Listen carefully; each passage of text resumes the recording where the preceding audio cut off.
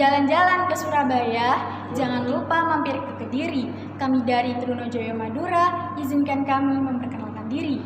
Assalamualaikum warahmatullahi wabarakatuh. Salam sejahtera bagi kita semua. Shalom, Om Swastiastu, Namo Buddhaya, salam kebajikan.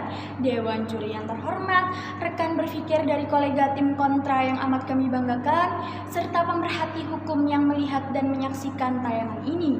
Izinkan kami memperkenalkan diri. Kami delegasi dari Fakultas Hukum Universitas Trunojoyo Madura. Saya Rozana Sukmadewi bertindak sebagai pembicara pertama. Di samping kanan saya Muhammad Romli bertindak sebagai pembicara kedua.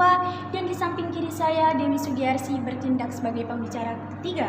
Dengan memilih standing position pro dalam mosi debat penggunaan e-voting dalam pilkada dan pemilu serentak. Demikian yang dapat kami sampaikan. Terima kasih dan salam konstitusi.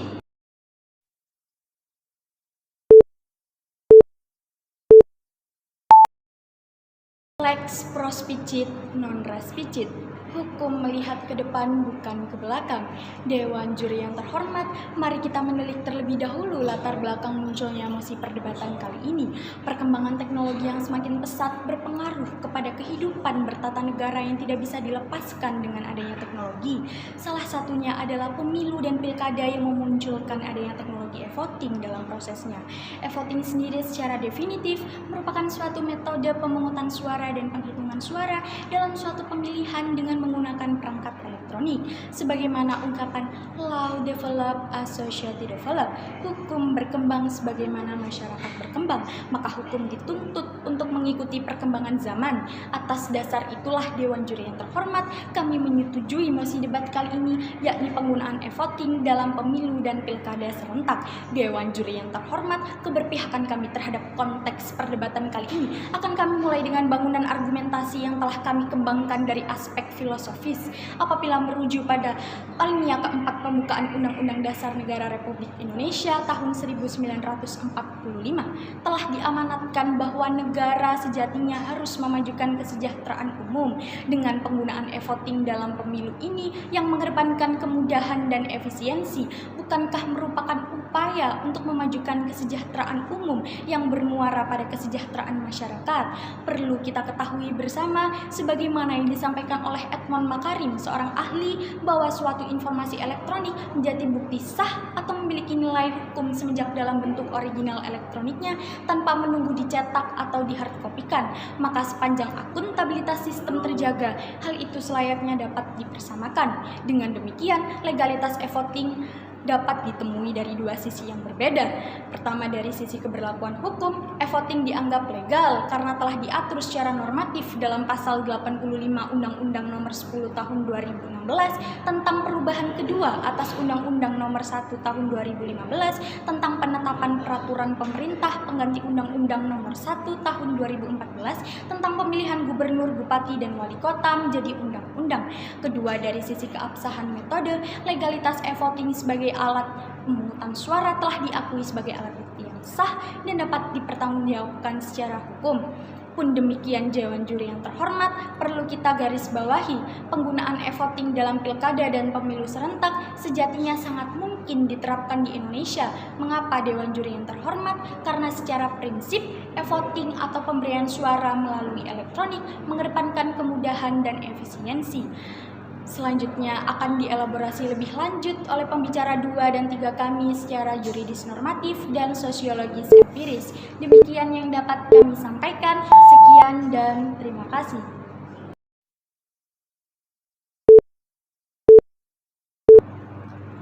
Suara rakyat adalah suara Tuhan, yang oleh Mahfud MD diartikan bahwa Tuhan mendukung demokrasi. Jika rakyat tertindas, Tuhan selalu membukakan jalan bagi rakyat.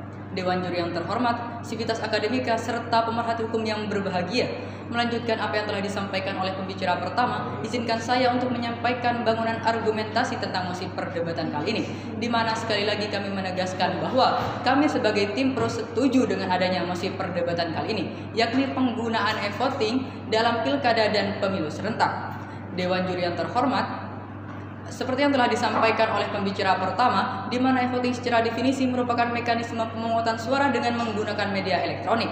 Hal ini merupakan bentuk dari penerapan ilmu pengetahuan dan teknologi dalam ranah demokrasi. Tidak hanya demikian, e-voting juga sekaligus bentuk pemanfaatan dari perkembangan ilmu pengetahuan dan teknologi demi upaya mengembangkan dan mencerdaskan umat manusia. Hal tersebut sesuai dalam tujuan negara Republik Indonesia yang diamanatkan pada pembukaan Undang-Undang Dasar Negara Republik Indonesia tahun 1945 alinea keempat yang berbunyi mencerdaskan kehidupan bangsa. Apabila bicara tentang pengembangan diri melalui perkembangan ilmu pengetahuan dan teknologi, hal itu merupakan hak setiap individu masyarakat di Indonesia.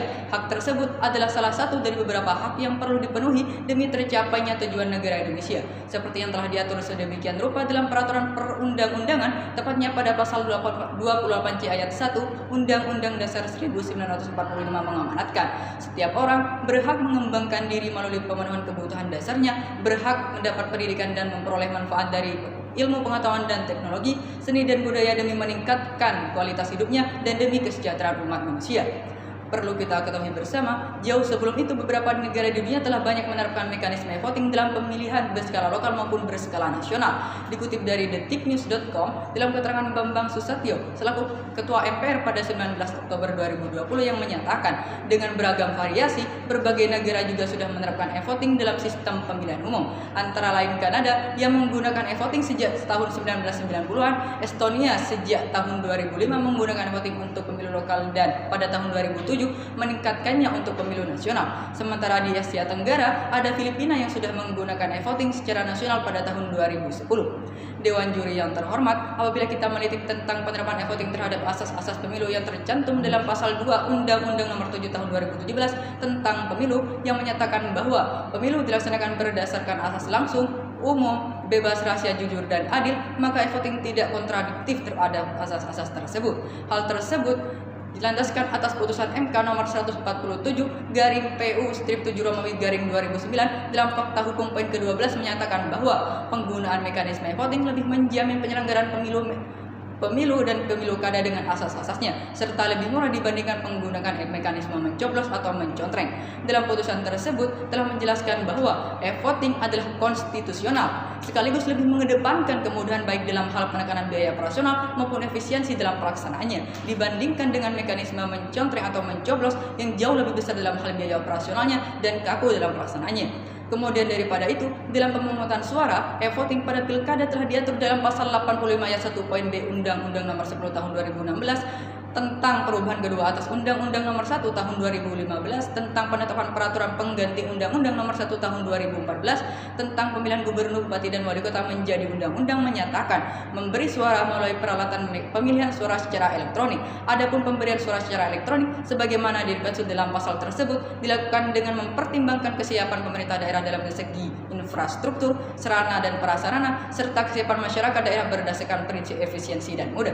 Maka dari itu Dewan Juri yang terhormat, dari paparan apa yang telah kami sampaikan, kami menawarkan solusi terkait dengan penerapan e-voting di Indonesia, yaitu perlu adanya peraturan, baik itu peraturan perundang-undangan maupun peraturan pemerintah yang mengatur tentang e-voting tersebut sehingga memiliki kekuatan sekaligus kepastian hukum dalam penerapannya. Demikian yang bisa saya sampaikan, selanjutnya akan dielaborasikan oleh pembicara ketiga. Sekian dan terima kasih dan salam konstitusi.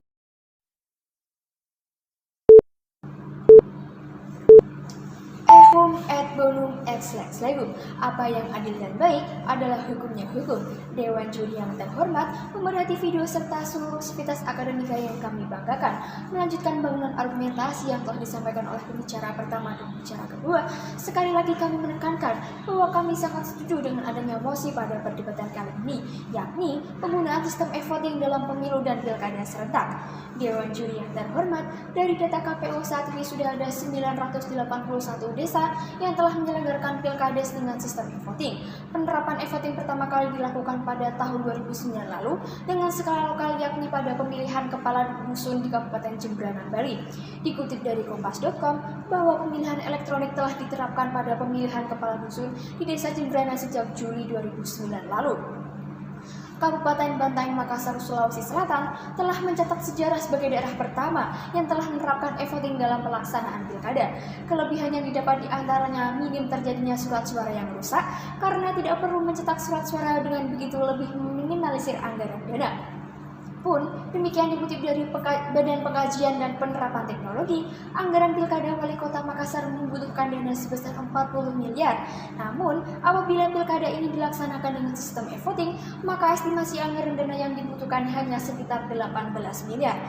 Penyelenggaraan e-voting bertujuan untuk menekan biaya penyelenggara pemilu dan pilkada.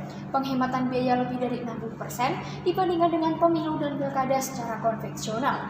Hal ini menandakan bahwa penyelenggaraan e-voting telah sukses baik dalam efisiensi maupun dalam penekanan anggaran. Meskipun penerapannya berskala lokal, kami yakin Dewan Juri yang terhormat, e-voting bisa ditingkatkan ke skala yang lebih luas, bahkan nasional. Selanjutnya, Dewan Juri yang terhormat, seperti yang telah disampaikan oleh pembicara pertama dan pembicara kedua, bahwasanya e-voting mengedepankan prinsip-prinsip kemudahan dan efisiensi. E-voting merupakan jawaban dari problematika pemilu dan pilkada serentak selama ini, seperti terjadinya kecurangan, manipulasi dalam pengadministrasian penghitungan hasil suara, serta proses rekapitulasi yang sangat rumit. Maka e-voting inilah yang merupakan terobosan untuk mengatasi problematika tersebut. Pusat Kepala Penelitian LIPI Lembaga Ilmu Pengetahuan Indonesia menyatakan bahwa e-voting merupakan cara yang paling efektif dibandingkan dengan pemungutan suara secara manual. Dewan Juri yang terhormat, perlu kita ketahui bersama bahwa fakta dari data KPU pada pemilu serentak tahun 2019, sebanyak 894 KPPS meninggal dunia karena akibat beban operasional yang begitu besar. Sedangkan pada pilkada serentak tahun 2020, KPU mencatat sebanyak 79.241 petugas KPPS dinyatakan reaktif COVID-19. Perlu kita ketahui bersama bahwa Presiden Joko Widodo menetapkan keputusan Presiden nomor 12 tahun 2020 tentang penetapan bencana alam penyebaran virus COVID-19 sebagai bencana nasional yang tidak dapat diprediksi kapan berakhirnya. Maka sangat efektif apabila pilkada atau pemilu serentak ini dilakukan dengan sistem e-voting untuk menekan pemutusan mata rantai penularan virus COVID-19. Profesor Jimli Asidiki menyatakan setidaknya terdapat 4 hal yang harus dipersiapkan dalam perencanaan penerapan e-voting nanti, mulai dari persiapan personil penyelenggara pemilu dan peserta, persiapan data kependudukan, persiapan teknis terkait dengan teknologi, serta persiapan dari masyarakat. Dewan Juri yang terhormat, agar perdebatan kita kali ini tidak hanya menjadi tontonan melainkan menjadi tuntunan, izinkan kami menyampaikan beberapa solusi atas keberpihakan kami pada mosi perdebatan kali ini. Yang pertama, persiapan teknologi komunikasi serta data jaring yang sudah terintegrasi online harus ditunjang dengan masifnya security yang diberikan oleh Kominfo untuk menghindari cybercrime yang masuk dalam pemilu dan pilkada serentak. Yang kedua, mengadakan sosialisasi secara masif serta komprehensif kepada masyarakat. Kepercayaan publik sangatlah penting, maka teknologi ini harus disampaikan secara terbuka, transparan, inklusif, serta direncanakan dengan baik. Yang ketiga, teknologi diaudit dengan pelatihan secara berulang-ulang kepada petugas. Yang keempat, melakukan pengawasan lebih khusus terhadap daerah-daerah 3T dan melakukan pendampingan bagi lansia. Dan yang kelima, melakukan kerjasama yang baik antara PLN dengan KPU untuk mengantisipasi adanya pemadaman listrik. Demikian yang dapat kami sampaikan. Terima kasih. Dewan Juri yang kami hormati, izinkanlah kami untuk menyampaikan kesimpulan dalam perdebatan kali ini, sebagaimana yang disampaikan Kepala Pusat Penelitian LIPI, Lembaga Ilmu Pengetahuan Indonesia, bahwa e-voting merupakan cara yang paling efektif dibandingkan dengan cara pemungutan suara manual. Pun demikian, Dewan Juri yang terhormat, perlu kita garis bawahi penggunaan e-voting dalam pilkada dan pemilu serentak sejatinya sangat mungkin diterapkan di Indonesia, karena secara prinsip e-voting atau pemberian suara melalui elektronik mengedepankan kemudahan dan efisiensi. Dewan Juri yang terhormat, e-voting merupakan jawaban dari problematika pemilu dan pilkada serentak selama ini, seperti terjadinya kecurangan, manipulasi dalam pengadministrasian hasil pemungutan suara, serta proses rekapitulasi yang sangat rumit. Maka e-voting inilah yang merupakan terobosan untuk mengatasi problematika tersebut. Dewan Juri yang terhormat, adapun solusi dan gagasan yang kami hadirkan pada perdebatan kali ini, yang pertama, mengadakan sosialisasi dan edukasi secara masif dan komprehensif kepada masyarakat terkait e-voting dan keutamaannya. Kedua, teknologi e-voting ini harus disampaikan secara terbuka, transparan, transparan, inklusif, serta direncanakan dengan baik. Ketiga, teknologi diaudit dengan pelatihan berulang kepada petugas. Keempat, melakukan pengawasan lebih khusus untuk daerah-daerah 3T. Kelima, melakukan pendampingan bagi lansia. Keenam, melakukan kerjasama yang baik antara PLN dengan KPU untuk mengantisipasi adanya pemadaman listrik. Ketujuh, persiapan teknologi komunikasi serta data jejaringan terintegrasi online harus ditunjang dengan masifnya security yang diberikan oleh Kominfo untuk menghindari cybercrime yang masuk. Dan yang terakhir, perlu adanya peraturan yang mengatur tentang e-voting tersebut sehingga memiliki kekuatan sekaligus kepastian hukum dalam penerapannya. Demikian yang dapat kami sampaikan. Terima kasih dan salam konstitusi.